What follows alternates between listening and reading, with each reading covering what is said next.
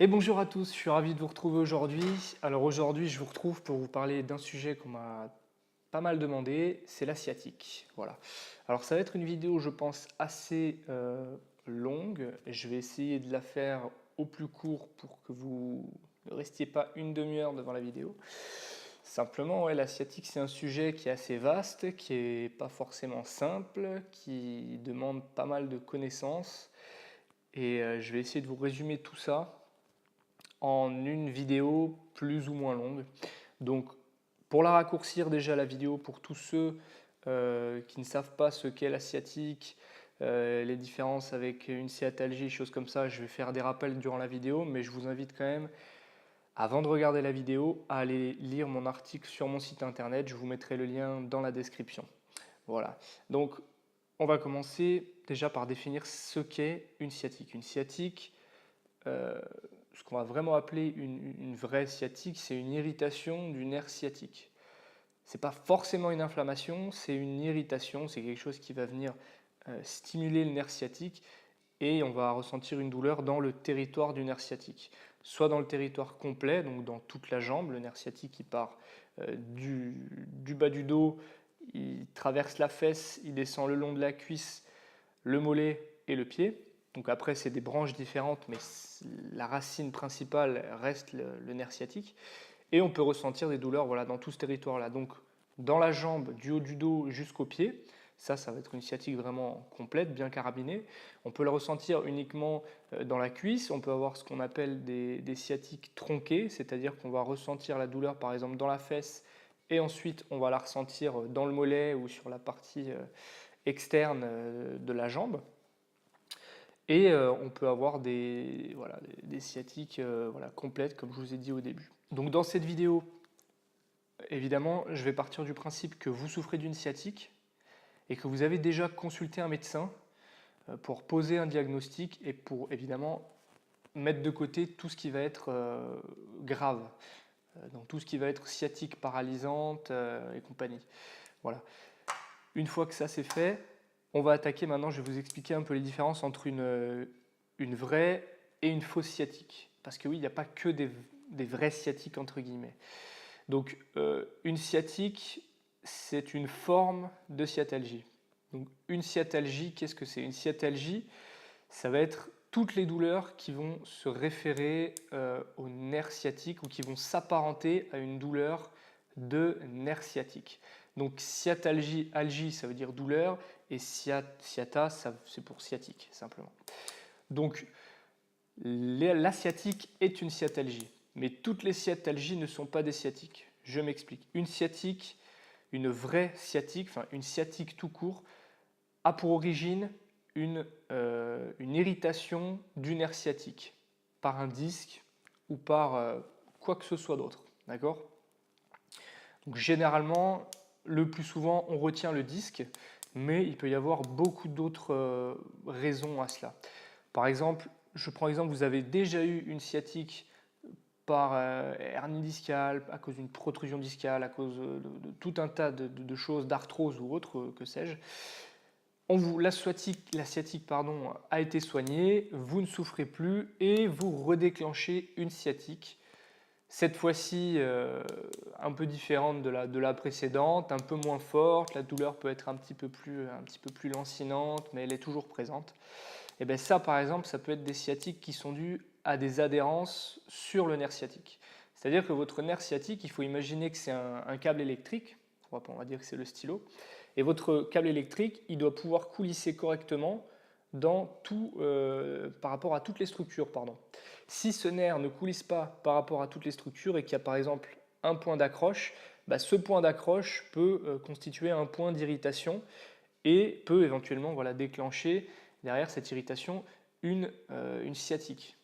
Donc là, ça va être le cas d'une sciatique, on pourra appeler ça ouais, presque pas un syndrome canalaire, mais une adhérence. On va dire que c'est une sciatique sur adhérence, par exemple. Donc ça, pareil, ça touche toujours le nerf sciatique, donc on considère toujours ça comme une sciatique. Donc les grosses sciatiques, entre guillemets, qu'on peut retrouver, voilà, ce sont les sciatiques discales, les sciatiques par adhérence, et on a une autre forme un peu particulière de sciatique, qui là, celle-ci va plutôt être d'origine musculaire, mais toujours en rapport avec le nerf sciatique, ça va être le syndrome du muscle pyramidal ou on appelle également le muscle piriforme. Je vous mettrai des schémas, vous en faites pas. Le muscle piriforme ou pyramidal, c'est un muscle qui se situe en plein centre de la fesse, qui est tendu entre votre sacrum, donc l'os qui est entre vos deux fesses, et votre hanche. Donc en fait, il est légèrement incliné comme ça, et le nerf sciatique, il passe juste en dessous, ou des fois, il passe même au travers. Donc en fait, ce qui se passe, c'est que si par exemple ce muscle-là est trop tendu, il va se raccourcir, et en se raccourcissant, en fait, il écrase le nerf sciatique au fond de la fesse, contre les autres muscles, et contre les structures osseuses. Donc ça peut également générer des irritations et entraîner ce qu'on appelle le syndrome du pyramidal ou du piriforme, qui déclenche en fait une sciatique avec une douleur très importante au niveau de la fesse. Donc ça, ça c'était pour les 3 grands groupes de, je dirais, vrais sciatiques, si on peut dire. Après, il y a tout ce qu'on va appeler, en tout cas moi j'appelle des fausses sciatiques, ce sont toutes les autres sciatalgies. Donc souvenez-vous, une sciatalgie, c'est toutes les douleurs qui se rapportent ou qui s'apparentent à des douleurs de nerfs sciatiques. Donc là, on avait la sciatique véritable, entre guillemets. Et là, je vais vous donner des exemples de fausses sciatiques, entre guillemets, c'est-à-dire de sciatiques qui ne correspondent pas à des irritations du nerf sciatique, mais qui ont la même couleur, la même douleur, la même odeur. C'est un peu comme le Canada Dry, pour ceux qui connaissent. Ça a le goût de la bière, ça a le goût de l'alcool, ça sent l'alcool, mais c'est pas de l'alcool. Donc là, ça va être tout ce qui va être irradiation musculaire et manque de mobilité articulaire. Donc je vous prends un exemple. Par exemple, au niveau des fessiers, vous avez toute une partie des fessiers qui peuvent donner des projections musculaires qui ressemblent totalement au nerf sciatique, mais qui en fait ne correspondent absolument pas à une irritation du nerf sciatique, c'est simplement des spasmes de certaines portions ou de certains muscles au niveau des fessiers. Je pense notamment aux petits et aux moyens fessiers qui peuvent donner ces irradiations-là. On peut avoir également, notamment au niveau du péroné, au niveau de la tête du péroné. Donc le péroné, quand vous prenez votre jambe, je vais essayer de vous montrer là, si je suis assez souple. Hop, voilà, quand vous prenez votre jambe, vous avez une petite boule là sur le côté qui descend jusqu'à la malléole ici. Et bien tout ça, c'est votre péroné. Donc en fait, ce qui se passe, c'est qu'au niveau du haut de cet os, donc au niveau du genou, vous allez avoir des branches du sciatique. Donc vous imaginez que ça, c'est votre péroné, ça, c'est votre tibia.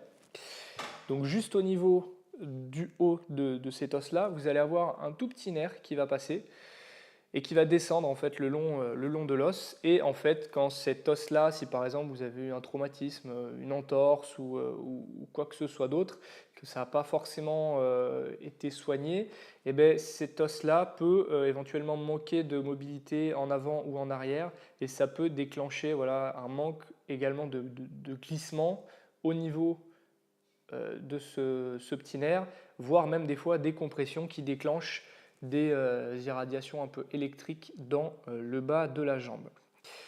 Donc voilà, c'était simplement pour vous donner des exemples de tout ce qu'on pouvait retrouver dans ce qu'on appelle sciatique. Alors pourquoi est-ce que je vous dis ça? Parce qu'aujourd'hui, je vois de temps en temps sur Internet des vidéos passées, de vidéos de sciatique, et je vois souvent un peu la même chose. C'est-à-dire que ce que je vois, c'est des étirements au niveau des fessiers. Parce que oui, effectivement, les fessiers ont tendance à donner, bon déjà de par ce muscle piriforme dont je vous ai parlé, peut donner des irradiations au niveau du nerf sciatique. Mais beaucoup de sciatiques viennent de plein d'autres causes différentes, quoi. Il n'y a vraiment pas que ça. Et le souci, c'est que je n'ai pas trouvé une vidéo qui regroupe un peu tous ces types de sciatiques-là, quoi. Donc moi, je vais vous en donner... je vais essayer d'être le plus large possible. Et ce que je vais faire, c'est que je vais vous décrire les exercices en fonction des stades. Je vais prendre 3 stades. Le premier stade, ça va être le stade aigu, c'est-à-dire vous n'êtes pas plié en deux, mais presque, vous pouvez très peu marcher, vous avez vraiment très mal. J'enlève le stade où vous êtes vraiment bloqué, que vous ne pouvez pas du tout bouger. Et là, c'est direction les urgences, vous ne réfléchissez même pas, vous prenez des sédatifs, des antidouleurs, quelque chose qui va pouvoir vous soulager. Une fois que vous arrivez quand même à bouger un petit peu, mais que ça reste quand même très aigu, donc très douloureux. Il y aura ce premier stade-là. Le deuxième stade, ça va être ce que je vais appeler le stade un peu entre deux, c'est-à-dire que la douleur est là, vous arrivez quand même à vivre, à bouger, ça vous empêche quand même de faire des choses, mais la douleur est quand même un peu moins intense qu'au départ.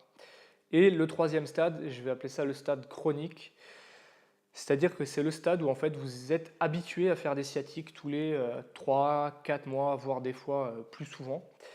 Et ce depuis un épisode, voilà, un épisode violent, un traumatisme où vous êtes levé un matin, vous avez déclenché une sciatique. Et pour tous ces stades, ces trois stades, donc le stade aigu, le stade entre deux et le stade chronique, je vais vous décrire différents exercices. Alors évidemment, il y aura moins d'exercices pour le stade aigu puisqu'on peut en faire moins, vu qu'on peut moins bouger. Et il n'y aura pas forcément plus, mais il y aura des exercices un petit peu différents au niveau du stade chronique. Donc, je vais commencer par le stade aigu. Et puis après, on va enchaîner. Donc pour le stade aigu, ce qu'il faut bien comprendre, c'est que dès qu'on déclenche une sciatique, donc là je parle pour une sciatique véritable, pas une sciatalgie d'origine musculaire fessier, parce que ça généralement c'est rarement des cas très carabinés. Ça peut arriver, mais c'est plus rare quand même. Pour une sciatique par exemple d'origine discale, ok, on va, puisque généralement les trois quarts du temps, même si c'est pas discal, on dit que c'est discal, quoi. Donc pour une sciatique discale, ce qu'il faut bien comprendre, c'est que généralement, il y a quelque chose qui vient irriter le nerf, qui vient frotter contre le nerf, qui vient toucher le nerf et qui l'empêche de bouger correctement, de glisser correctement à l'intérieur de sa gaine. Parce que imaginez que vos nerfs, ce sont des câbles électriques et que, en fonction de vos mouvements, quand vous levez le bras par exemple ou quand vous le baissez, les nerfs qui sortent du cou et qui vont dans votre bras, eh bien, ils ont une capacité d'étirement qui doit être supérieure à la capacité d'étirement tissulaire et musculaire que vous avez. Sinon, vous ne pourriez pas bouger et vous déclencheriez des syndromes, des syndromes de névralgie tout le temps. Donc, pour ce faire, votre nerf il doit être libre. Et ce qui se passe dans une sciatique, c'est qu'il perd cette liberté. Donc, soit par œdème au niveau de la zone avec cette inflammation qu'il peut y avoir. Il peut ne pas y avoir d'inflammation, attention. Mais il peut également y en avoir une. Et quand il y a de l'inflammation, généralement, il y a de l'œdème. Il peut également y avoir quelque chose qui empêche le nerf de bouger, quelque chose de mécanique. Donc, ça peut être un peu d'arthrose, ça peut être le disque en cas effectivement de grosse hernie discale, ça peut être tout un tas de choses.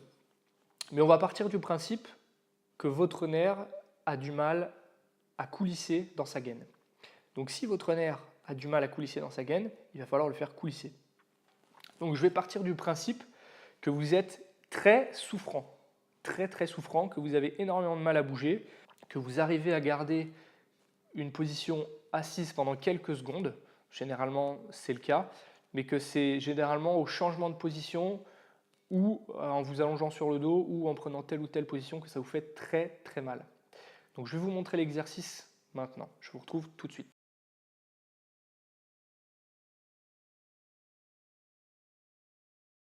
Donc là, si vous ne voyez pas toute ma tête, c'est pas grave. Ce qu'il faut que vous voyez, ce sont mes jambes, voilà, surtout au niveau du genou, ce que je vais vous montrer. Donc ce que j'aimerais que vous fassiez, c'est que vous vous asseyez dans une chaise avec un dossier de préférence et que vous trouviez la position la moins douloureuse pour vous. Je ne vous ferai pas faire l'exercice plus de 30 secondes dans tous les cas, d'accord? Ce sera un exercice que vous allez faire 2 à 3 fois par jour, maximum pendant 30 secondes. Voilà. Parce que quand il y a une grosse inflammation, il ne faut pas trop travailler la structure parce que sinon on peut augmenter l'inflammation momentanément et là c'est pas tip top. Donc vaut mieux faire des phases très courtes plusieurs fois que faire de longs travail et de prendre le risque d'augmenter l'inflammation. Donc là, qu'est-ce qu'on va faire? Ce qu'on va faire, c'est simplement, on va vouloir faire coulisser le nerf dans la jambe. Donc ce qu'il faut bien comprendre, je vous mettrai un schéma d'anatomie pour que vous essayiez de visualiser un peu comment ça se passe au niveau du corps. C'est que votre nerf, il sort de la moelle épinière. Votre moelle épinière, elle part en gros, pour ainsi dire, du cerveau. Donc votre nerf, si vous voulez le faire coulisser, pas l'étirer, hein, le faire coulisser, l'étirement va partir de la tête jusqu'aux pieds. Donc c'est-à-dire que, je prends un exemple, hein, quand je tends la jambe là, si je ne bouge pas la tête, si je ne bouge rien du tout, si je ne bouge pas mon dos, mon nerf, il va se retrouver en étirement. Alors il a une capacité d'étirement jusqu'à un certain point, parce que c'est des structures qui sont très élastiques, mais pas plus. Là, nous, ce qu'on veut faire, c'est pas ça. C'est vraiment le faire coulisser. Donc, pour le faire coulisser, pour que quand je tende la jambe, mon nerf coulisse, il va falloir enlever de la pression. Et si généralement vous souffrez d'une sciatique par hernie discale, si vous penchez la tête et que vous vous laissez tomber et que vous tendez la jambe, vous allez voir que ça va généralement être assez violent au niveau de la jambe, de l'irradiation. Ce n'est pas ce qu'on veut faire. Là, ce que vous allez faire, c'est très lent, c'est très doux, toujours en respirant et ne pas aller trop dans la douleur. Focalisez-vous plutôt sur la relaxation et sur la sensation plutôt que sur l'amplitude. L'amplitude, elle viendra au fur et à mesure. Voilà. S'il y a une structure qui appuie sur le nerf sciatique, votre corps fera tout pour vous empêcher de l'étirer. Donc, n'allez pas contre vous, écoutez-vous. Donc, ce qu'on va faire là, je vais me mettre sur le côté pour que vous puissiez voir. Donc, on est assis dans la chaise, dans une position confortable. Évitez d'être comme ça. À part si évidemment c'est votre position de confort, mais ce serait étonnant avec une sciatique. Essayez quand même d'être relativement droit. Je ne dis pas complètement comme un piquet, hein, mais voilà, pas comme ça. Essayez d'être plus, voilà, un petit peu plus droit. Et ce qu'on va faire, on va dire que j'ai une sciatique à gauche, c'est que je vais commencer à tendre la jambe et quand je vais tendre la jambe, je vais envoyer la tête en arrière. Alors si vous ne pouvez pas monter aussi haut que moi, vous affolez pas. Hein. Si vous montez que ici, c'est déjà très bien. C'est déjà très bien. Ne vous focalisez pas sur l'amplitude, focalisez-vous sur la détente, sur la relaxation et sur la sensation. Ok? Donc c'est tout ce qu'on va faire. C'est-à-dire que, hop, je ne peux pas monter plus haut, je reviens. Et je reviens. Alors ça peut paraître assez fou de se dire mais pourquoi est-ce qu'en penchant la tête en arrière, est-ce que j'arrive à étirer ce nerf? Est-ce que j'arrive à faire coulisser ce nerf? Mais c'est tout simplement si vous voulez que quand on envoie la tête en arrière, on réduit la distance entre toutes les cervicales. Et en gros, en réduisant cette distance-là, on va pouvoir donner plus de distance pour faire coulisser le nerf sur cette partie-là. C'est l'histoire, si vous voulez, d'une corde. Si vous prenez une corde à un endroit que vous cherchez à la faire coulisser, il va falloir que la partie du haut coulisse également. Si vous verrouillez la partie du haut et que vous tirez sur la partie du bas, vous n'allez pas pouvoir faire coulisser le nerf ou la corde, vous allez l'étirer. Et toutes les cordes n'ont pas le même coefficient d'élasticité, donc ça peut des fois être un petit peu délicat. Donc cet exercice-là, 30 secondes, 2 à 3 fois par jour. Si vous sentez bien que vous voyez que ça soulage, que vous sentez que vous pouvez en faire un peu plus, augmentez à 45 secondes, 1 minute, évitez de trop dépasser. Et si vous voyez que c'est bien géré, vous faites plusieurs séries. En fonction de comment vous allez sentir que ça va mieux, vous faites plusieurs séries. Voilà. Ça, c'est pour le cas aigu, très aigu. À compléter avec de l'ostéo, évidemment. Si vous souffrez vraiment trop, n'hésitez pas à aller chez un ostéo pour qu'il vous soulage un petit peu et qu'il vous conseille évidemment sur certains exercices à faire puisque c'est très propre à chacun. Moi, ce que je vais vous donner là, c'est des exercices qui sont relativement globaux, assez généraux, qui conviennent globalement à tout le monde, à peu près. Sauf cas exceptionnel, mais ça malheureusement je ne peux pas m'adapter à tous les gens qui regardent la vidéo. Je vais faire en tout cas tout ce que je peux pour. Donc ça c'était pour le cas aigu. Pour le cas aigu, je vais compléter avec autre chose. Ce ne sera pas un exercice, ce sera un mélange d'huiles essentielles. Donc je vous laisse reprendre la vidéo que j'avais faite sur les huiles essentielles pour les lumbagos et tout ce qui était douleur articulaire et compagnie. Et je vais juste vous adapter un petit peu les huiles essentielles pour la sciatique. Donc là, vous prenez toujours soit de l'huile végétale, soit du liniment oléocalcaire. Et vous allez mélanger de l'épinette noire avec de la Gualtérie couchée. Uniquement ces deux-là. Vous pouvez ajouter de la lavande aspic éventuellement si vous voulez. Donc Gualtérie couchée, épinette noire, lavande aspic. Gualtérie couchée, si vous êtes sous anticoagulant, vous ne prenez pas de Gualtérie couchée, c'est un fluidifiant, donc vous allez prendre de l'eucalyptus citronné. Voilà. Donc mélange à 5%, je vous laisse faire le calcul. Si vous ne savez pas comment le calculer, regardez ma vidéo sur les huiles essentielles, je vous donne le calcul. Ça, c'était pour le cas aigu. Donc juste, hop, je reviens juste sur les huiles essentielles. Vous en mettez évidemment sur tout le trajet où vous sentez la douleur. Donc si vous sentez la douleur dans le dos, dans la fesse, sur le dos et la fesse, si vous sentez la douleur jusque dans le pied, Vous demandez à quelqu'un évidemment qui vous le mette sur toute la zone. Mais voilà, vous en mettez, de préférence après la douche, le soir ou le matin. N'allez pas au soleil, pas sur les femmes enceintes, pas sur les bébés. Voilà, c'était pour les recommandations. Maintenant, on va passer au cas, entre guillemets, entre deux.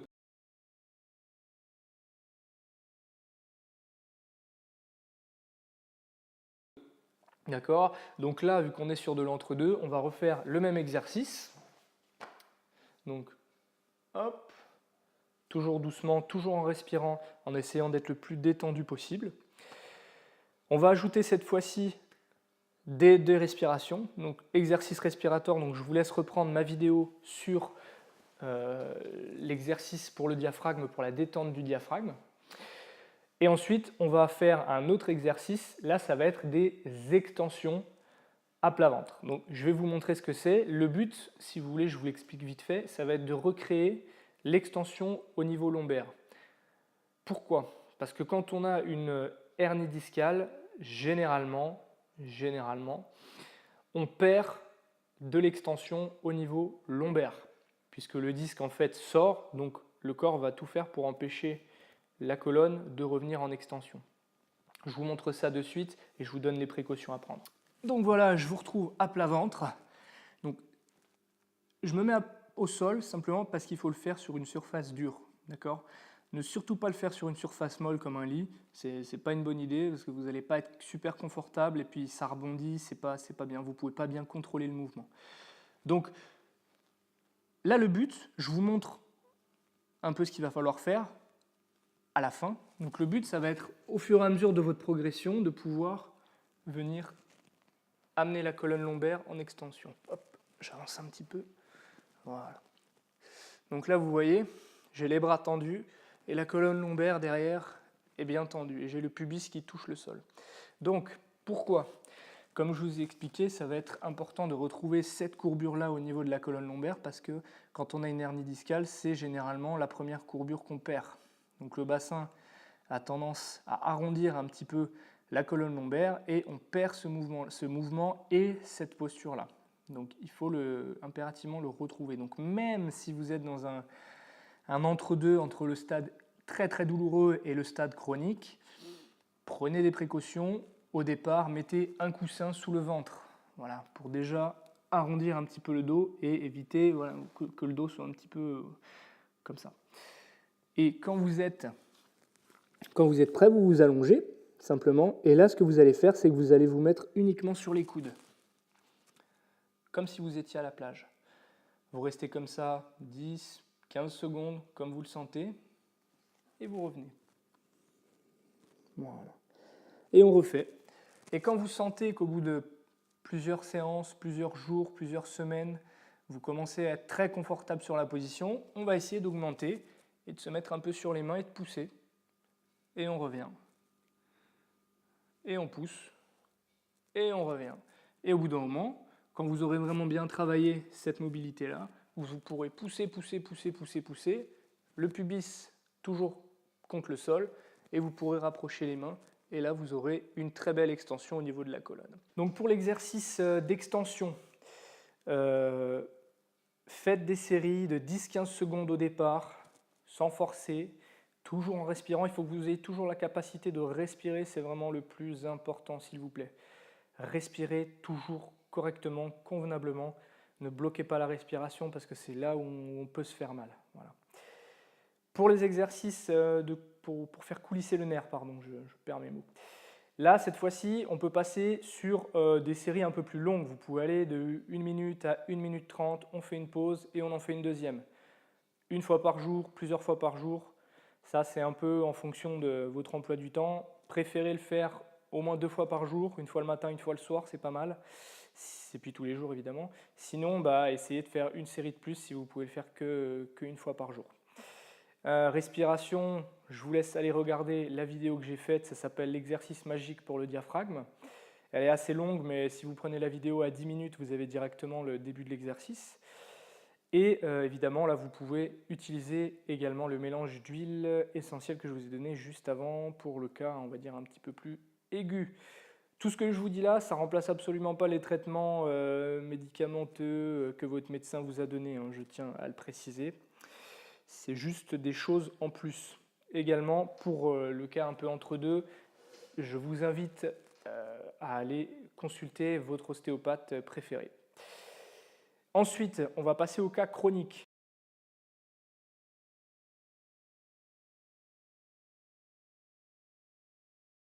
Donc pour le cas chronique, on va reprendre tout ce qu'on a vu pour le cas entre deux, en adaptant évidemment.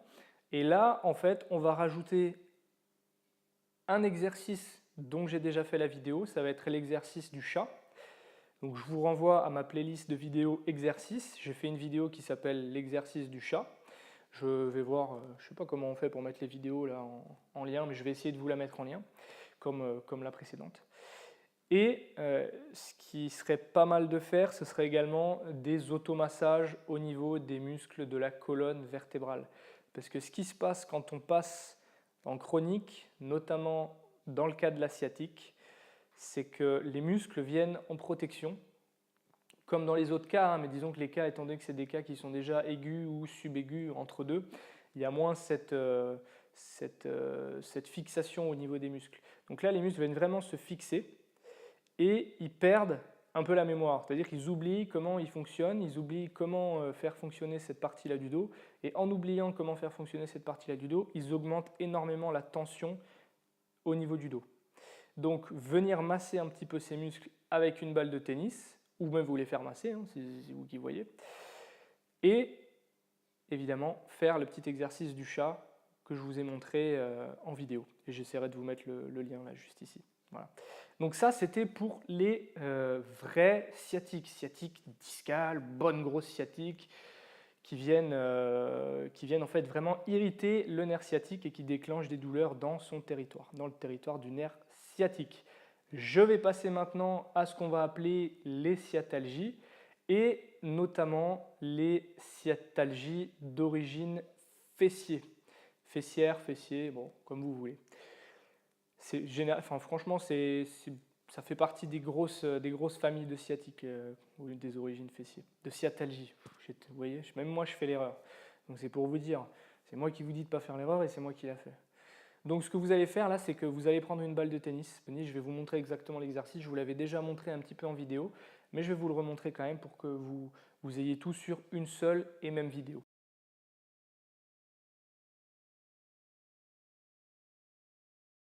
Donc, vous n'allez pas voir mon visage quand je ferai l'exercice, mais c'est pas grave, vous aurez le micro, vous aurez le son, donc c'est l'essentiel, et puis vous verrez exactement ce que je fais. Donc si vous êtes habitué à la chaîne, vous savez que c'est une de mes meilleures amies, la balle de tennis, parce qu'on arrive à travailler à peu près tout le corps avec.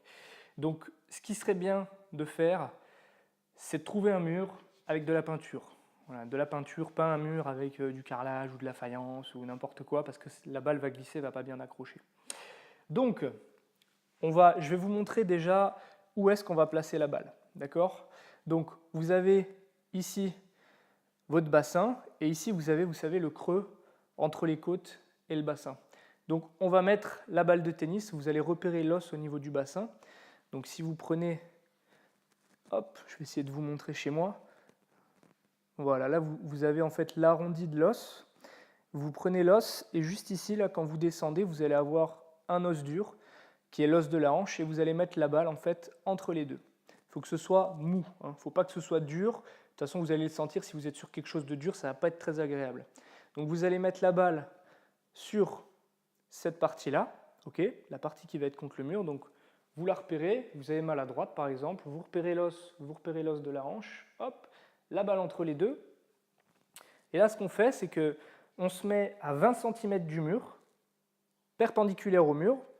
Et là, ce qu'on va faire, c'est qu'on va se laisser tomber sur le mur. Et la jambe qui est contre le mur, on va la lever. On va laisser tomber les orteils dessus et on va mettre tout le poids de la jambe sur la jambe opposée.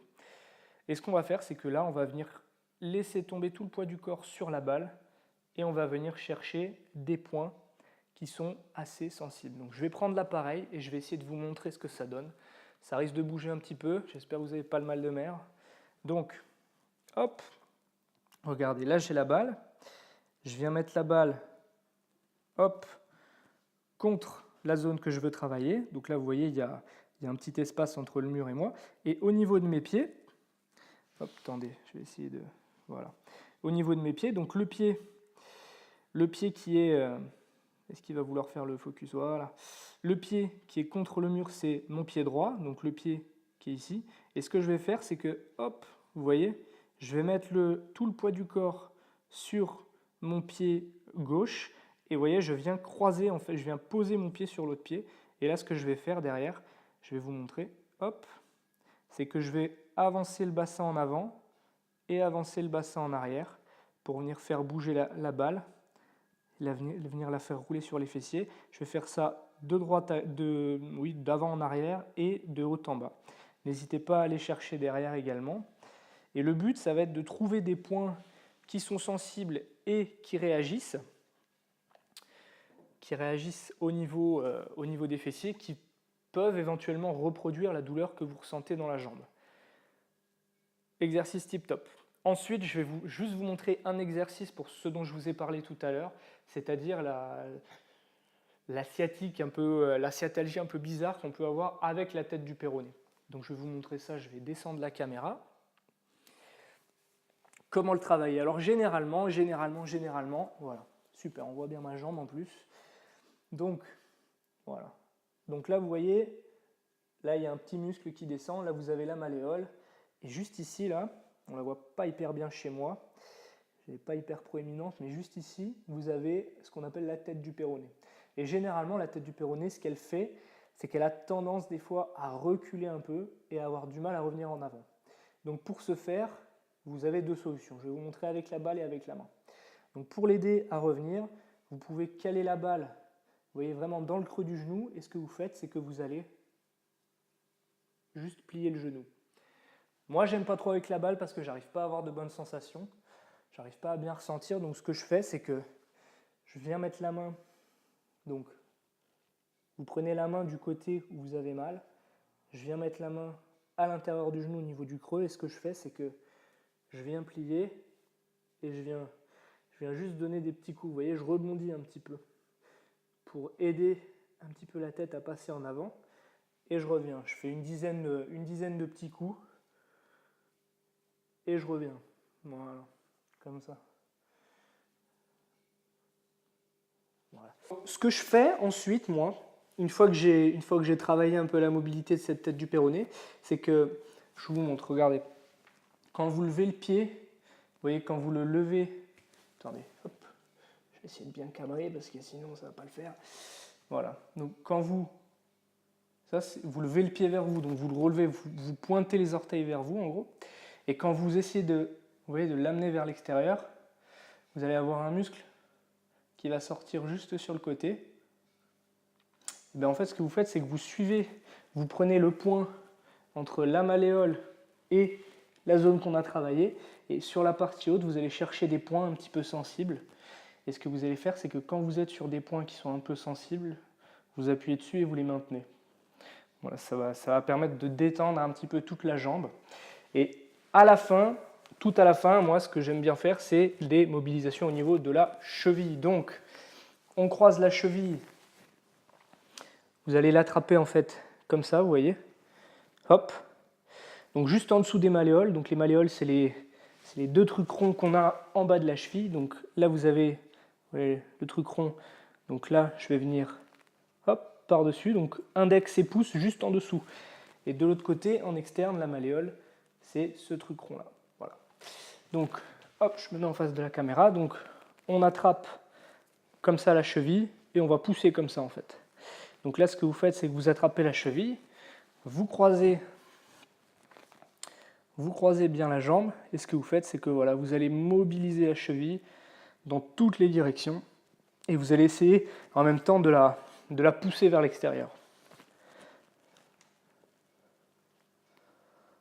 Voilà, doucement, tranquillement, et vous essayez de ressentir un petit peu ce qui se passe au niveau de la cheville, voir ce que ça vous fait. Donc voilà, on a vu globalement, hop, je suis pas très droit là, voilà, un petit peu mieux là. Donc on a vu globalement donc, les vrais sciatiques, donc sciatiques essentiellement d'origine discale, et on a vu également les sciatiques d'origine musculaire et d'origine manque de mobilité articulaire, notamment au niveau de la jambe. Il y a également des sciatiques qui peuvent prendre pour origine ce qu'on appelle des sciatiques viscérales, donc des sciatiques qu'on peut avoir par soit manque de mobilité au niveau de certains feuillets d'organes, c'est-à-dire les feuillets d'organes, vos organes, si vous voulez, à l'intérieur de votre ventre, ils ne sont pas posés comme ça, c'est-à-dire qu'ils sont posés dans des poches, si vous voulez, des poches de tissu. Et ces poches de tissu peuvent, pour X raisons, s'inflammer et derrière créer la même chose, des points de fixation, ce qu'on appelle des adhérences. Et ça crée en fait des manques de mobilité qui peuvent, en fonction de l'organe visé et de la zone visée, générer des irritations de certaines racines nerveuses, puisque j'essaierai de vous mettre un schéma pour vous montrer, pour que vous puissiez bien le comprendre. C'est que les racines nerveuses sortent légèrement par l'avant. Donc, en gros, elles vont sortir entre la paroi au niveau du dos, la paroi musculaire au niveau du dos et vos organes. Donc, elles sont prises un peu en sandwich, toutes ces petites racines, et il peut y avoir effectivement des sciatiques d'origine viscérale. Il peut y avoir également des sciatiques d'origine articulaire, dans le sens manque de mobilité au niveau du dos.